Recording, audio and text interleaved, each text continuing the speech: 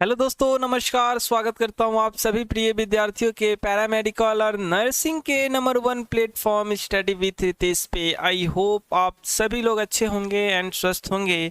तो मेरे प्यारे साथियों, मेरे प्यारे दोस्तों, आज की जो सेशन होने वाली है बहुत ही बेहतरीन सेशन होगी, क्योंकि आज की सेशन में हम लोग बिहार पैरामेडिकल 2024 के एग्जाम पॉइंट व्यू से काफ़ी ज़बरदस्त सभी तमाम क्वेश्चंस को लेकर आए हुए हैं, जो आपके बिहार पैरामेडिकल के दृष्टिकोण से काफ़ी ज़्यादा इंपॉर्टेंट होगा। ओके, तो चलिए गाइस, एक बार बिल्कुल फास्ट सभी लोग बता दीजिए क्या मेरी जो वॉइस है आप सभी तक जा रही है ना। हाँ, और स्क्रीन विजिबल है तो फटाफट 1 टाइप करेंगे जो भी स्टूडेंट जुड़े हुए हैं। चलिए बिल्कुल फास्ट बता देंगे गाइस, क्योंकि बहुत ही बेहतरीन सेशन होगी। और यहाँ पे गाइस जो भी स्टूडेंट्स इस प्लेटफॉर्म पे नए हैं, पहली बार हैं, तो इस प्लेटफॉर्म से भी जुड़ जाएंगे। और सर चलिए बिल्कुल कंफर्म करेंगे यहाँ पे। चलिए बहुत अच्छी बात है, तो ऑल क्लियर, ऑल परफेक्ट है। तो चलिए यहाँ पे एक प्यारा सा मोटिवेशन कोड के साथ मैं आज की जो सेशन है, जो सीरीज होगी, उसको मैं शुरू करूँगा। तो किसी ने क्या खूब लिखा है, इतिहास लिखने के लिए, जी हाँ, इतिहास लिखने के लिए सर कलम नहीं हौसलों की ज़रूरत होती है। ठीक है, तो चलिए इसी मोटिवेशन कोड के साथ मैं आज की जो सेशन है उसको शुरू करूँगी एक नई अंदाज में। और पहला क्वेश्चन आपके स्क्रीन पे जो है आ चुकी है। जी हाँ, चलिए यहाँ पे एक और छोटी सी इन्फॉर्मेशन, यदि आप लोग 2024 की प्रिपरेशन करना चाहते हैं, बहुत अच्छी तरीके से पढ़ना चाहते हैं, तो आप हमारे पेड कोर्स से भी जुड़ सकते हैं, जिस बैच का नाम है बिहार पैरामेडिकल लक्ष्य बैच 2024। ठीक है, तो मात्र इस कोर्स का जो फी है वो 750 है। तो आप लोग इजिली गूगल के प्ले स्टोर से स्टडी विद रितेश एप्लीकेशन को इंस्टॉल करने के बाद आप लोग इजिली इस कोर्स से भी जुड़ सकते हैं, इस कोर्स को भी परचेस कर सकते हैं। अधिक जानकारी के लिए जो भी नंबर शो हो रहा है स्क्रीन पे, उस नंबर पे कांटेक्ट भी आप लोग कर सकते हैं। ठीक है, चलिए इसी के साथ मैं क्वेश्चन की ओर बढ़ूंगा। और पहला क्वेश्चन आपके स्क्रीन पे जो है ना आ चुकी है। चलिए पहले सभी लोग क्या करेंगे, क्वेश्चन को रीड करेंगे और फटाफट सेशन को भी शेयर कर देंगे मेरे सभी प्रिय विद्यार्थीगण। जी हाँ, ताकि और भी आपके भाई बंधु मित्र जो हैं जुड़ सकें सेशन से। और पहला क्वेश्चन आपकी स्क्रीन पे जो है आ चुकी है। क्वेश्चन कहता है, रिजर्व बैंक ऑफ इंडिया, जी हाँ, एक बहुत ही बेहतरीन बैंक है सर। ठीक है, और इस बैंक की जो स्थापना है ना वो कब किया गया था। 4 ऑप्शंस आपके स्क्रीन पे हैं, 1935, 1937, 1940 और 1941। चलिए सभी लोग बताइए किस ईस्वी में किया गया था। तो मेरे सभी प्रिय विद्यार्थीगण यदि बता रहे हैं कि सर, आप ऑप्शन नंबर 1 को लॉक करके ये बता दो कि सर 1 अप्रैल, गौर कीजिएगा स्क्रीन पे, 1 अप्रैल 1935 ईस्वी में गाइस इस बैंक की जो है ना स्थापना किया गया था। आरबीआई की फुल डेट याद रखनी है दोस्तों। आरबीआई की जब बात हुई है तो यहाँ पे क्वेश्चन याद आ रही है। ठीक है, एक बहुत ही इंपॉर्टेंट क्वेश्चन, यदि मैं पूछूं कि आरबीआई का पहला गवर्नर जो था वो कौन था, उसका नाम क्या था, तो आप लोग क्या जानते हैं? तो बिल्कुल फास्ट कमेंट करेंगे सभी लोग। क्वेश्चन क्या मैंने पूछा सर, आरबीआई का पहला गवर्नर, प्रथम गवर्नर जो थे वो कौन थे?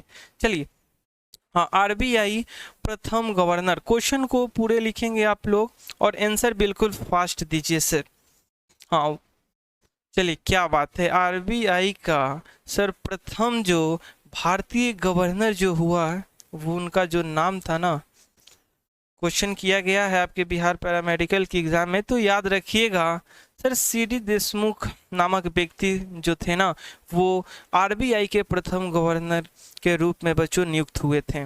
ठीक है, हाँ, देशमुख नाम इनका याद रखिएगा, इंपॉर्टेंट है। ओके, चलिए आरबीआई की जब बात हो रही है तो यहाँ पे एक और क्वेश्चन निकल कर आती है सर, भारत के ऐसे कौन से कि बच्चों आरबीआई के गवर्नर के रूप में काम किया, उनका नाम आप लोगों को बताना है। कौन ऐसे प्राइम मिनिस्टर हुए? हाँ, चलिए क्वेश्चन को लिखूंगा, बिल्कुल फास्ट सभी लोग आंसर करेंगे यहाँ पे। क्या बात है, वेल डन। जी हाँ, यदि सेशन आप लोगों को अच्छा लगे तो फटाफट सेशन को शेयर करेंगे गाइज, लाइक करेंगे और यहाँ पे बताएंगे सेकेंड नंबर क्वेश्चन का जो आंसर होगा वो क्या होगा बच्चों, भारतीय प्रधानमंत्री। ठीक है, हाँ, भारतीय प्रधानमंत्री सर, जिन्होंने आरबीआई के गवर्नर के रूप में जो है ना काम किया था। क्वेश्चन को पूरे लिखेंगे आप लोग और बिल्कुल फास्ट आंसर देने का प्रयास करेंगे आप लोग। आरबीआई गवर्नर, क्या बात है, हाँ, आरबीआई गवर्नर के जो रूप में है ना काम किया था। तो नाम याद रखिएगा इनका, इनका नाम याद रखिएगा बच्चों। इनका जो नाम था वो डॉक्टर मनमोहन सिंह था। ठीक है, हाँ तो लिख लीजिएगा सभी लोग, क्या बात है। चलिए कुछ बच्चों का जवाब यहाँ पे आ रही है, परफेक्ट आ रही है, तो अच्छी बात है सर। डॉक्टर मनमोहन सिंह नाम याद रखिएगा, ठीक है। चलिए बहुत अच्छी बात है बच्चों। चलिए यहाँ पे एक और प्यारा सा क्वेश्चन मैं करूंगा आप लोगों से। यदि मैं पूछूं आप लोगों से कि वर्तमान समय में आरबीआई के जो गवर्नर हैं वो कौन हैं, बताइए। वर्तमान समय में, प्रेजेंट समय की मैं बात कर रहा हूं, और यदि आपसे मैं पूछूं कि आरबीआई का वर्तमान गवर्नर जो है वो कौन है, वर्तमान गवर्नर। चलिए सभी तमाम क्वेश्चनों को भी लिखते हुए चलेंगे, काफी इंपॉर्टेंट है। हाँ, गवर्नर, इनका नाम बच्चों क्या है? इनका जो नाम है ना वो याद रखिएगा कि श्री शक्तिकांत दास, ठीक है। हाँ, तो शक्तिकांत दास इनका नाम है, इंपॉर्टेंट है, आप लोग लिख लीजिएगा, ठीक है माय डियर। ओके, चलिए शक्तिकांत दास, ओके, हाँ, वेल डन। चलिए बहुत खूब गाइज। यहाँ पे चलो, यहाँ पे देख सकते हैं एक क्वेश्चन के साथ यहाँ पे 2-3 एक्स्ट्रा पॉइंट मैं आप लोगों को बताया हूँ जो कि इंपॉर्टेंट है, ठीक है। तो सभी क्वेश्चनों को आप लोग क्या कीजिएगा, तो नोट डाउन करेंगे अपने नोटबुक में, और अगली क्वेश्चन की ओर हम लोग बढ़ेंगे, ठीक है। हाँ, अगली क्वेश्चन की ओर बढ़ेंगे। और यहाँ पे एक और चीज याद रखिएगा, जो शक्तिकांत जो दास जी हैं, जो कि वर्तमान समय में आरबीआई के गवर्नर हैं, तो ये कभी कभी ये भी पूछा जा सकता है गाइस, पूछा भी गया है कि सर आखिर ये जो आरबीआई के वर्तमान गवर्नर जो शक्तिकांत दास, ये कितनेवें नंबर के गवर्नर के तौर पे इनको नियुक्ति मिली है। कभी कभी ये भी नंबरिंग भी पूछ दिया जाता है, तो आप लोग याद रखिएगा, ये जो है ना 25वें नंबर के गवर्नर के रूप में नियुक्त हुए हैं, ठीक है। हाँ, तो इस चीज को भी आप लोग याद रखिएगा, 25वें नंबर के ये गवर्नर हैं। ओके ओके ओके, चलिए बहुत अच्छी बात है। अगली क्वेश्चन की ओर हम लोग बढ़ेंगे, अगली क्वेश्चन की ओर हम लोग बढ़ेंगे गाइस। और जो अगला क्वेश्चन है ना वो आपके स्क्रीन पे आ चुकी है। क्वेश्चन कहता है माय डियर कि वस्तु एवं सेवा कर है वो कौन लगाता है। चलिए, good and service tax, who does it apply.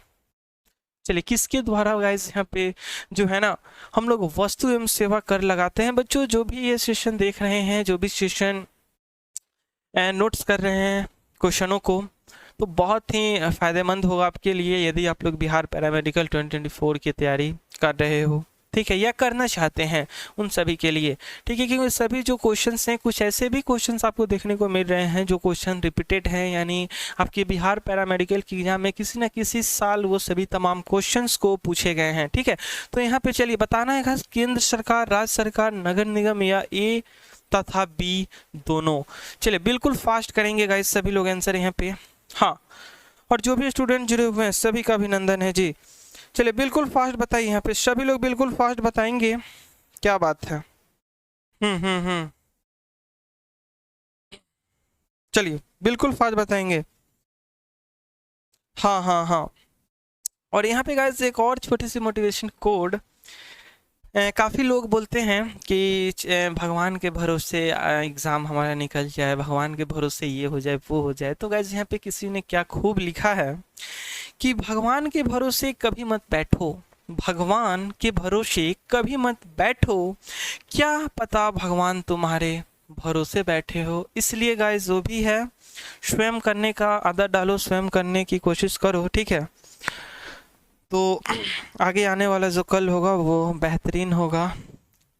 Okay guys, तो चलिए इसी मोटिवेशन कोड के साथ इस क्वेश्चन का जो आंसर आप लोगों के द्वारा जो आ रही है, वस्तु एवं जो सेवा कर है ना, वो गाइस राज्य सरकार के द्वारा लगता है, यानी स्टेट गवर्नमेंट। याद रखिएगा ऑप्शन बी जो है आपका करेक्ट आंसर हो जाता है। Okay my dear, yes. चलिए बहुत खूब, बहुत अच्छी बात है सर। अगले जो क्वेश्चन है इसमें कही जा रही है कि सर 1 रुपये के जो नोट है ना उस पर निम्नलिखित के हस्ताक्षर होते हैं, बताइए। तो बच्चों पूछा गया क्वेश्चन है, इंपॉर्टेंट है। वित्त मंत्री, भारतीय रिजर्व बैंक का गवर्नर, या केंद्रीय वित्त सचिव, या राष्ट्रपति। चलिए बच्चों 1 रुपये नोट की बात की जा रही है ना, काफ़ी बार मैं आप लोगों को बता रखा हूँ, जी हाँ, बहुत ही इंपॉर्टेंट जैसे भी क्वेश्चंस यहाँ पे बनते हैं। तो 1 रुपये की नोट की बात की जा रही है, तो सर आखिर 1 रुपये का जो नोट होता है इस पे किसके हस्ताक्षर होते हैं, क्वेश्चन यही किया गया है ना। तो बताइए, 4 ऑप्शंस आपके स्क्रीन पे हैं। हाँ, तो मेरे प्यारे साथियों याद रखिएगा, जो 1 रुपये का नोट होता है ना, वित्त मंत्रालय के द्वारा जारी किया जाता है। इसलिए बच्चों, जो वित्त सचिव होते हैं, ठीक है, उनका हस्ताक्षर होता है। तो ऑप्शन जो सी है ये आपका करेक्ट हो जाता है, परफेक्ट हो जाता है। किसके द्वारा बच्चों, यानी कहाँ से ये जारी होता है 1 रुपया का नोट, तो वित्त मंत्रालय के द्वारा जारी होता है। और इस पे इसीलिए वित्त सचिव का जो है ना हस्ताक्षर होता है। लेकिन जो अन्य नोट होते हैं, अन्य नोट जो होते हैं गाइस, लिख लीजिएगा, 1 रुपये को छोड़कर जो अन्य नोट होंगे, ठीक है, तो उस पे जो है ना आरबीआई के गवर्नर का हस्ताक्षर होगा। ठीक है, अन्य नोटों पे, ठीक है, अन्य नोटों पे जो हस्ताक्षर होगा, ठीक है, हाँ, हस्ताक्षर, हस्ताक्षर जो होगा ना वो किसका होगा गाइस, याद रखिएगा, आरबीआई गवर्नर। हाँ, आरबीआई गवर्नर का गाइस जो भी है हस्ताक्षर होगा। ओके, क्लियर है? हाँ जी, क्लियर है, क्लियर है ना। चलिए, बहुत अच्छी बात है मेरे प्यारे साथियों, बहुत खूब। तो इसको लिख लीजिएगा, इसको लिख लीजिएगा। अगली क्वेश्चन की ओर हम लोग बढ़ेंगे, बिल्कुल फास्ट चलेंगे हम लोग, सभी इंपॉर्टेंट क्वेश्चंस को देखना है हम लोगों को। तो अगला जो क्वेश्चन है वो भी आपके जो है स्क्रीन पे मेरे प्यारे साथियों आ चुकी है। क्वेश्चन कहता है कि अपने उद्गम स्थल में जो गंगा है वो जानी जाती है। चलिए बताइए, अपने उद्गम स्थल से जो गंगा जानी जाती है वो मगदानी के नाम से जानी जाती है, अलकनंदा के नाम से जानी जाती है, हुंगली के नाम से जानी जाती है, या भागीरथी के नाम से जो है जानी जाती है। चलिए बिल्कुल फास्ट कमेंट करेंगे मेरे सभी प्रिय विद्यार्थीगण जो भी जुड़े हुए हैं इस सेशन से। चलिए बिल्कुल फास्ट, चलिए क्या बात है, चलिए बिल्कुल फास्ट बताइए गाइस, बिल्कुल फास्ट, यहाँ पे सभी लोग आंसर करेंगे। और यहाँ पे चलिए, क्या बात है, वेल डन, वेल डन, बहुत अच्छी बात है गाइस। यदि आप लोग बता रहे हो कि अपने जो उद्गम स्थल है ना, तो जो गंगा जो जानी जाएंगी वो किस नाम से जो है जानी जाती है, तो याद रखना है आप लोगों को कि सर ऑप्शन जो भी बच्चे बी दे रहे हैं, ऑप्शन बी को यदि आप लोग लॉक कर दिए हो ना, तो ये आंसर जो है आपका करेक्ट हो जाता है, परफेक्ट हो जाता है। क्यों? क्योंकि बच्चों अलकनंदा के नाम से जो है जानी जाती है। ठीक है, तो option B is a right answer. चलिए बहुत खूब गाइस, नेक्स्ट क्वेश्चन की ओर हम लोग बढ़ेंगे। और इस क्वेश्चन में जो पूछी जा रही है वो कही जा रही है कि निम्नलिखित में से किस भारतीय राज्य में जो वन क्षेत्र है वो न्यूनतम है। चलिए, मिनिमम फॉरेस्ट की बात की जा रही है, भारत के कौन सा ऐसा राज्य है। ऑप्शन कहता है सिक्किम है, गोवा है, हरियाणा है, या केरल है। चलिए बताइए तो गाइस सभी लोग। जी हाँ, बिल्कुल फास्ट सभी बच्चे आंसर देंगे यहाँ पे, बिल्कुल फास्ट, बिल्कुल फास्ट सभी बच्चे यहाँ पे आंसर देंगे। और जो है इस प्यारे से क्वेश्चन का जो करेक्ट आंसर है वो आप लोग क्या बता रहे हो, क्या बता रहे हो गाइस। हाँ, वेल डन, चलिए वेल डन, चलिए बहुत खूब गाइस। यदि आप लोग बता रहे हो सर ऑप्शन सी को आप लॉक कर दो, हरियाणा, तो ये आंसर आप लोगों का सही हो जाता है, option C is a right answer. लेकिन मेरे प्यारे साथियों, यदि क्वेश्चन ये आपसे कहे कि भारत के ऐसा कौन सा राज्य है जो वन क्षेत्र अधिकतम है, यानी वन क्षेत्र अधिकतम वाला जो भारतीय राज्य है वो कौन सा है, चलिए बताइए। हाँ, भारतीय राज्य, हाँ, क्वेश्चन को मैं लिखूंगा, आप लोग बिल्कुल फास्ट कमेंट बॉक्स में आंसर दीजिए अभी। चलिए, हाँ, भारतीय राज्य में वन क्षेत्र अधिकतम कौन सा होगा 22?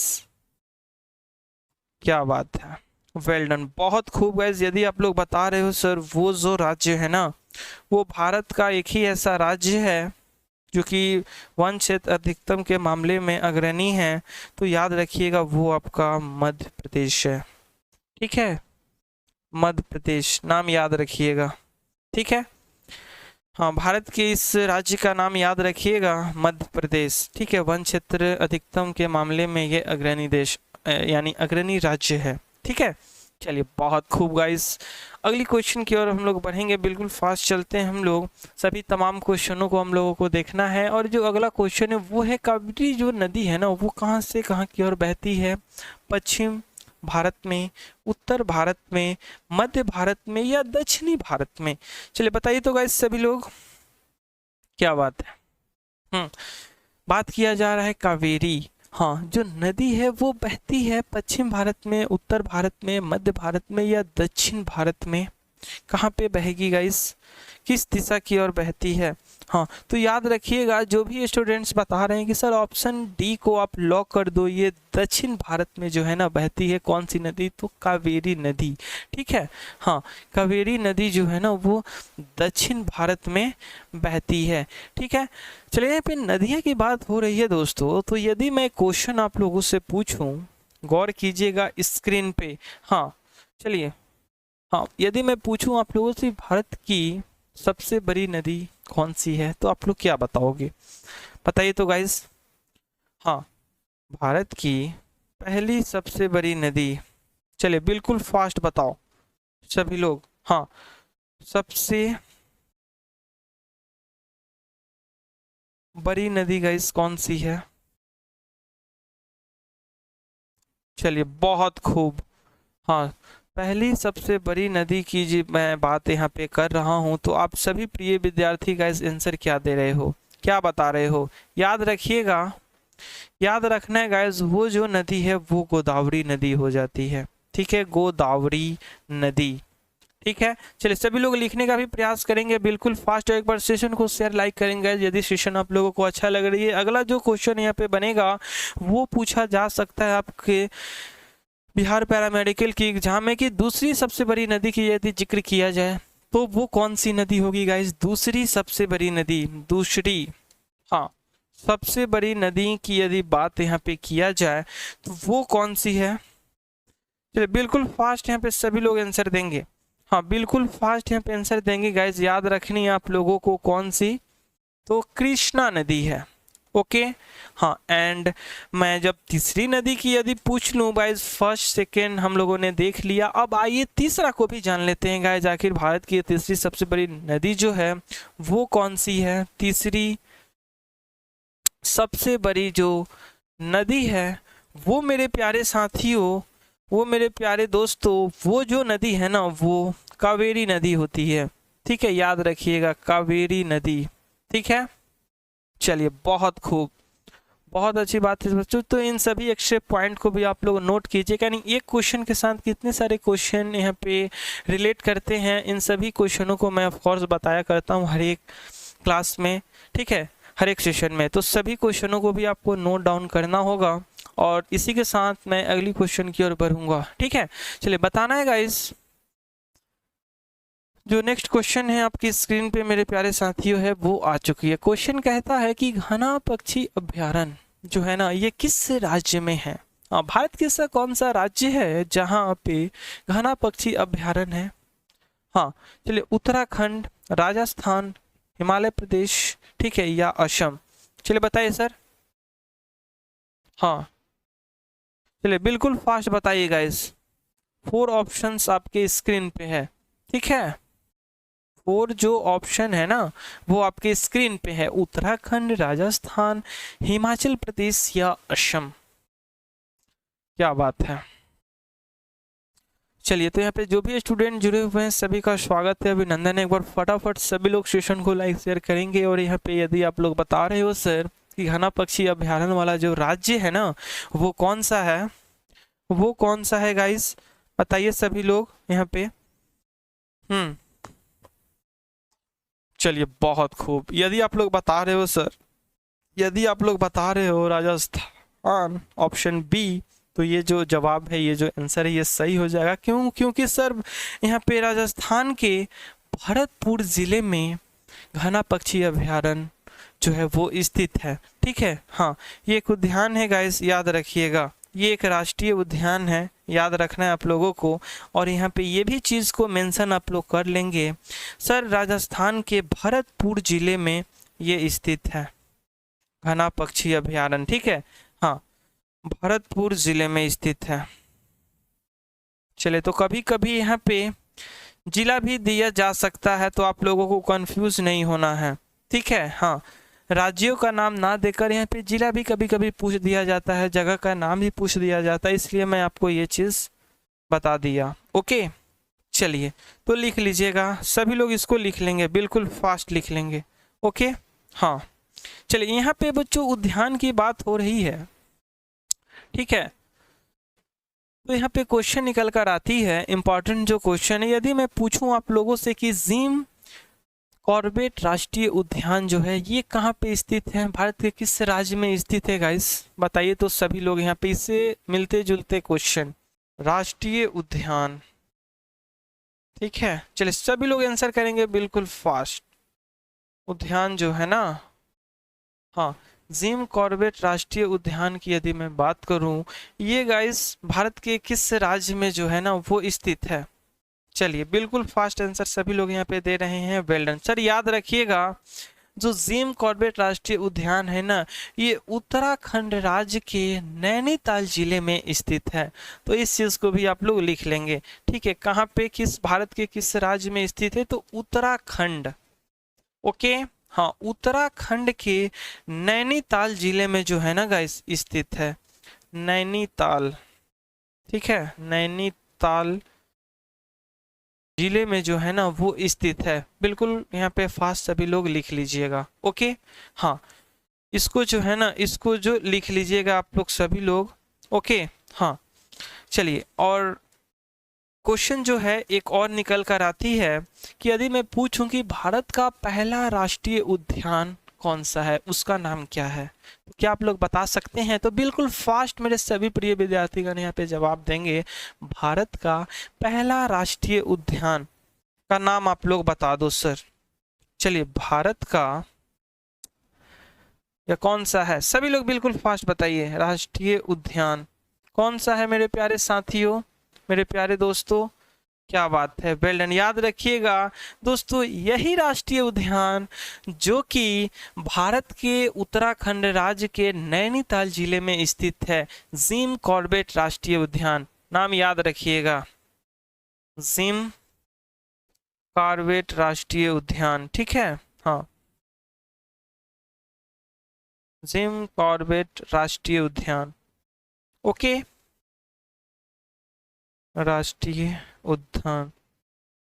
क्लियर है माय डियर, हाँ जी क्लियर है।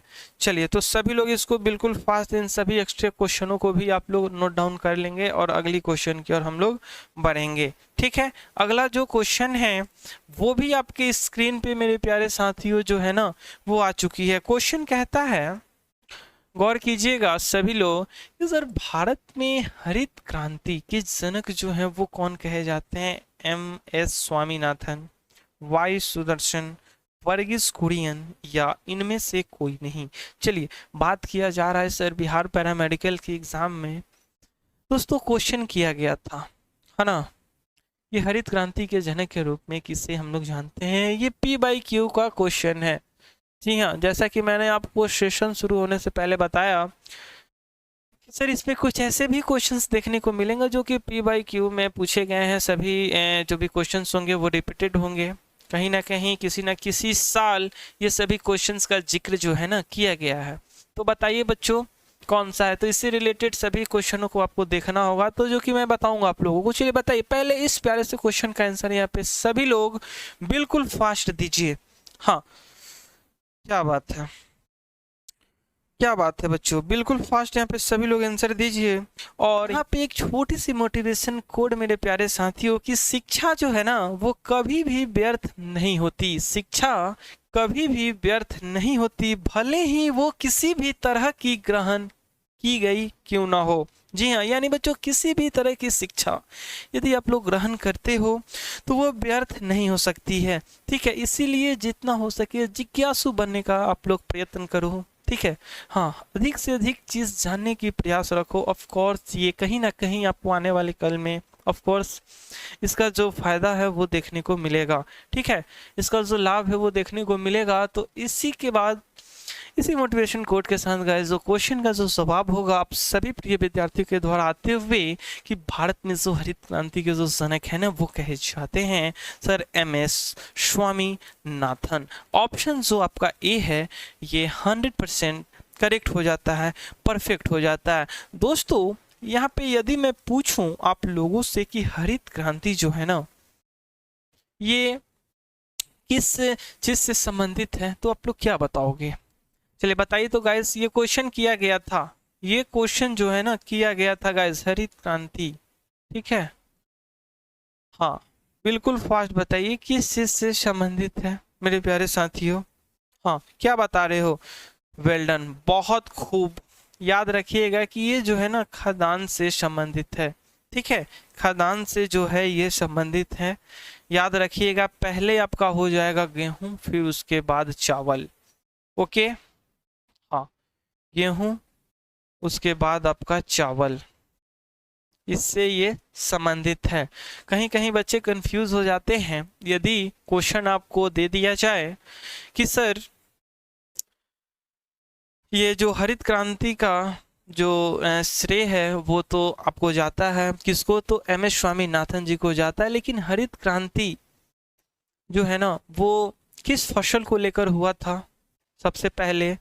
तो यहाँ पे 4 ऑप्शंस देखने को मिलेंगे। एक में रहेगा गेहूं, एक में रहेगा चावल, एक में रहेगा सरसों और एक में रहेगा दाल। तो यहाँ पे कुछ बच्चे कंफ्यूज हो जाएंगे, वो सोच में पड़ जाएंगे कि सर गेहूं पे टिक आउट करें कि चावल पे टिक आउट करें, क्योंकि सर जो है ना दोनों बताए थे, है ना। तो गाइस मैं आपको बताना चाहूंगा, पहले यदि गेहूं रहेगा तो गेहूं पे आप लोगों को टिक आउट करना है, क्योंकि जो हरित क्रांति का जो आगाज किया गया था, जो इसकी शुरुआत हुई थी एम.एस. स्वामीनाथन जी के द्वारा, ये सबसे पहले गेहूं को लेकर हुआ था, ठीक है। तो गेहूं रहेगा, उसको पहले टिक आउट आप लोग करेंगे, ठीक है। चलिए, बहुत खूब। अब यहाँ पे देखिए और भी कुछ क्रांतिकारियों का नाम यहाँ पे देखने को मिल रहा है, ठीक है। हाँ, वाई सुदर्शन, वर्गीस कुरियन, इनमें से तमाम और भी काफी यहाँ पे क्रांतिकारी हैं, ठीक है। तो गाइस यदि मैं आप लोगों से पूछूं कि आप लोग बताइए कि सर श्वेत क्रांति, जी हाँ, श्वेत क्रांति जो है ना आखिर ये क्यों हुआ था जी?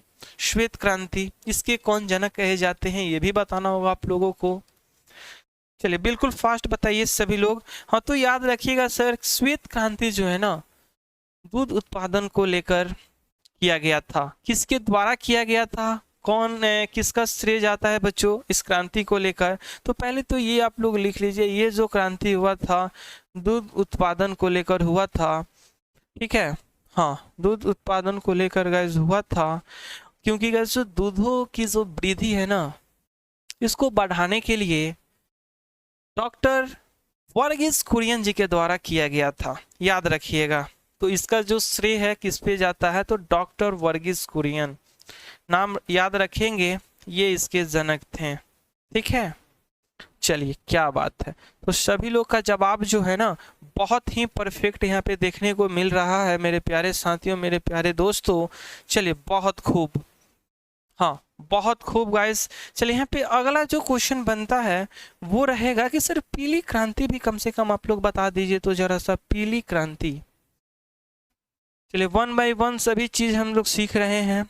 आई होप सभी लोगों को सेशन जो है बहुत ही बेहतरीन लग रही होगी, तो फटाफट सेशन को लाइक करेंगे, शेयर करेंगे गाइस। जो भी सेशन कर रहे हैं या सेशन को बाद में भी करने वाले हैं, सभी लोग बिल्कुल फास्ट एक बार सेशन को लाइक करके शेयर करेंगे और बताएंगे पीली क्रांति का मैंने जिक्र किया है। तो सर ये जो क्रांति थी ना, ये तिलहन को लेकर गाइस किया गया था। तिलहन लिख लीजिएगा, किस चीज को लेकर, तो तिलहन को लेकर जो है ना किया गया था। ओके, हाँ, तिलहन फसलों को लेकर जो है ना वो किया गया था। चलिए, बहुत खूब। इसके जो जनक कहे जाते हैं मेरे प्यारे साथियों, नाम उनका याद रखिएगा। हाँ, पीली क्रांति के जनक जो है हम लोग किसे कहते हैं, किसको जानते हैं, तो पीली क्रांति के जो जनक है ना, ये आपको बच्चों नाम इनका याद रखिएगा, श्याम प्रीतोदा जी को जाना करते हैं हम लोग, श्याम प्रीतोदा। ओके, हाँ, चलिए, वेल डन माय डियर। नाम लिख लीजिएगा सभी लोग, इसके ये सभी तमाम जो है ना जनक कहे जाते हैं, जनक का नाम यहाँ पे है। ओके, चलिए, यहाँ पे मैं लिख भी दे रहा हूँ आप लोगों को, ताकि आप लोगों को कंफ्यूज जो है ना हो। ओके, हाँ, चलिए दोस्तों, एक और क्रांति के जिक्र मैं करूँगा जो कि इम्पोर्टेंट है, आप लोगों को जानना जरूरी है। तो नीली क्रांति के बारे में मैं पूछना चाहूँगा आप लोगों से, क्या आप लोग बता सकते हैं? हाँ, यदि मैं नीली क्रांति का जिक्र करूं तो क्या आप लोग बता सकते हैं जी?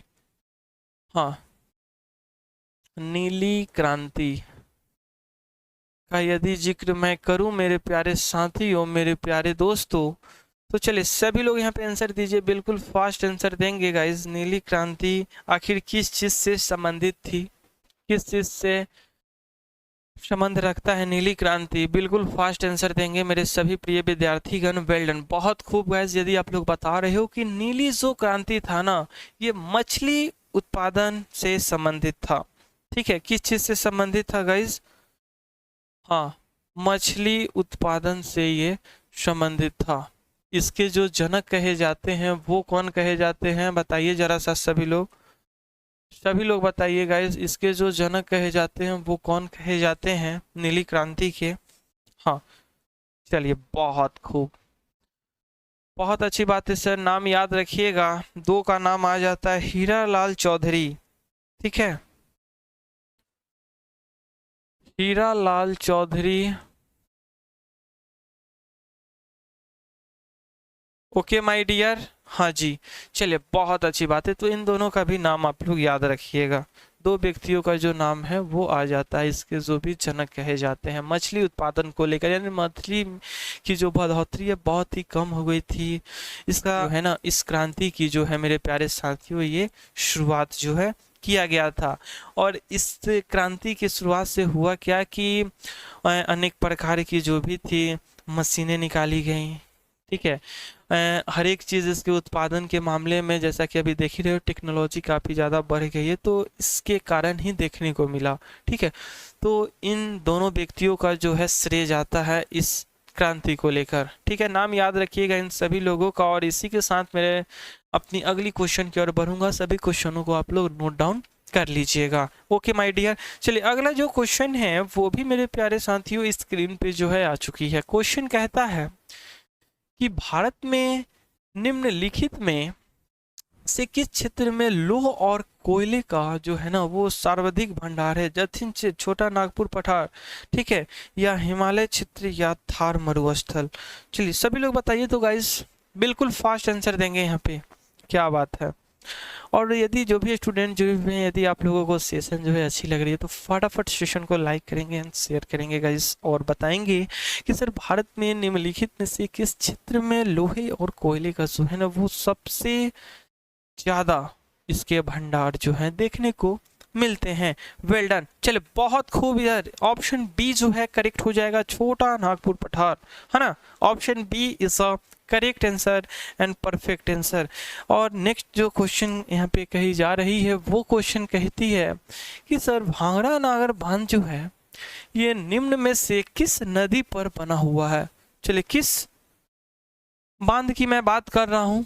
तो भांगड़ा नागर बांध की मैं बात कर रहा हूँ। ओके, हाँ, भांगड़ा नागर में बांध की बात कर रहा हूं। तो गाइस देखिए, यहाँ पे बताना है सभी को कि ये ब्यास, सतलज, झेलम या रावी किस नदी पे जो है ना इस बांध को है वो बनाया गया है। ये बांध जो है बनी गई है। इंपॉर्टेंट से याद रखनी है आप लोगों को, ठीक है, इंपॉर्टेंट से याद रखनी है। मेरे सभी प्रिय विद्यार्थीगण यहाँ पे फोकस करेंगे। हाँ, फोकस ऑन द स्क्रीन, और बताना है दोस्तों, क्या बात है। हाँ, भांगड़ा नागर बांध जो है ये किस नदी पे है ना वो बनी हुई है।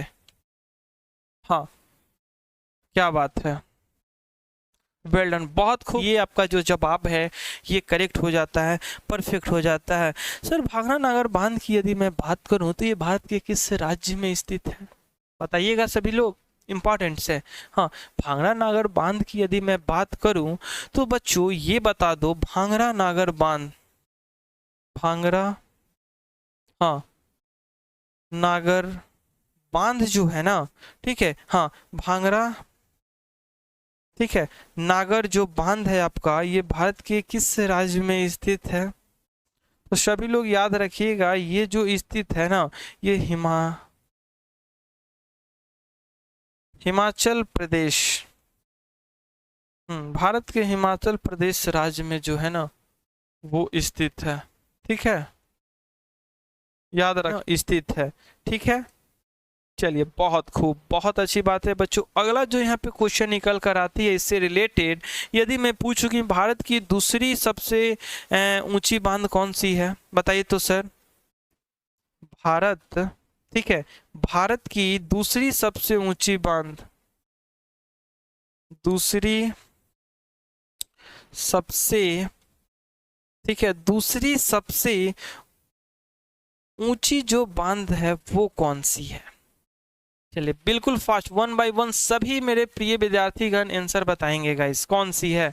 हाँ याद रखिएगा सर, यही भांगड़ा नागर बांध जो कि भारत के हिमाचल प्रदेश में जो है ना स्थित है, ठीक है, और ये बांध सतलज नदी पे जो है बनाया गया है, नागर, ठीक है, हाँ नागर बांध, याद रखिएगा, याद रखना है मेरे सभी प्रिय विद्यार्थीगण, फोकस कीजिएगा स्क्रीन पे, ठीक है, फोकस कीजिएगा स्क्रीन पे, सभी जो क्वेश्चंस हैं बहुत ही बेहतरीन सभी क्वेश्चंस यहाँ पे देखने को मिल रहे होंगे आपको, ओके।